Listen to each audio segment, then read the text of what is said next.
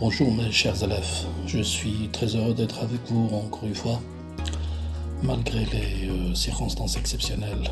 Et durant cette leçon, on va essayer d'expliquer de manière détaillée le troisième module concernant le roman thèse. Il s'agit alors du troisième et dernier module de cette année. Il est consacré à un roman thèse intitulé Le dernier jour d'un condamné. Il a été écrit par Victor Hugo, et comme je viens de le dire, c'est un géant de la littérature française.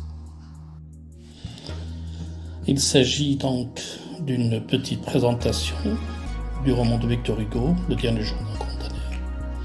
Cette présentation comportera un résumé avec la définition de l'œuvre, le roman thèse.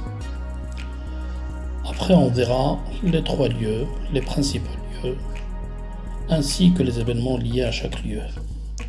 On commence par l'auteur, c'est Victor Hugo, dont voici l'image. Son nom complet est Victor Hugo. Sa date de naissance et le lieu, c'est le 28 février 1802 à Besançon. Il est décédé le 22 mai 1885 à Paris. Il est considéré comme un poète, dramaturge, prosateur romantique français. Il est considéré comme l'un des plus importants écrivains de langue française. Pour l'œuvre Le dernier jour d'un condamné, Le dernier jour d'un condamné est un roman thèse de Victor Hugo qui a été publié en 1829 et constitue un réquisitoire politique pour l'abolition de la peine de mort. C'est-à-dire que Victor Hugo était complètement contraire à la peine capitale, dite aussi la peine de mort. Et il voudrait à tout prix cesser les exécutions de cette façon. Mais malheureusement, l'abolition de cette peine de mort, ne sera exécutée qu'après. Les lieux du récit sont au nombre de 3. Il y a d'abord Bicêtre.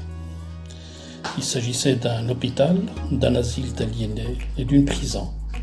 Le prisonnier, le condamné à mort, évoque son procès, le ferrage des forçats et la chanson en argot. Il était obligé, ainsi que les autres prisonniers, à exécuter des travaux forcés. Mais il y avait aussi des aliénés, ça veut dire des malades psychiques. Mais en même temps, il était bourré, plein de prisonniers, condamnés à des peines capitales ainsi que des peines à perpétuité. Alors que l'argot, c'est tout simplement un langage utilisé à l'intérieur de la prison et qui est connu par la plupart des prisonniers. On passe à la conciergerie. C'est un logement du concierge d'un bâtiment administratif après avoir été transféré à la conciergerie. Le condamné y décrit son transfert vers Paris, ses rencontres avec l'architecte, le prêtre, sa fille. On partage ses souffrances, son angoisse devant la mort. Ces 3 personnages, l'architecte, le prêtre et sa fille, sont dans cet endroit. Le condamné à mort partagera tout simplement ses souffrances, ses angoisses avec les personnages en ce qui concerne la mort.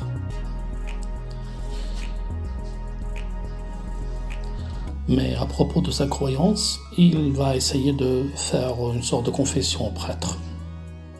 Mais sans oublier bien sûr la présence de sa fille, Marie.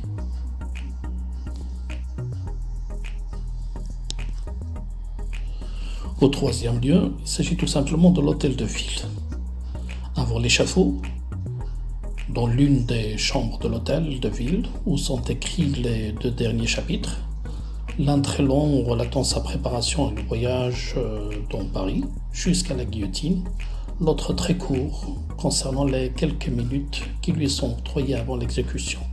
La plupart de ces sentiments et de ce qui s'est passé à l'intérieur de ce bâtiment seront racontés tout simplement de manière détaillée dans ce chapitre.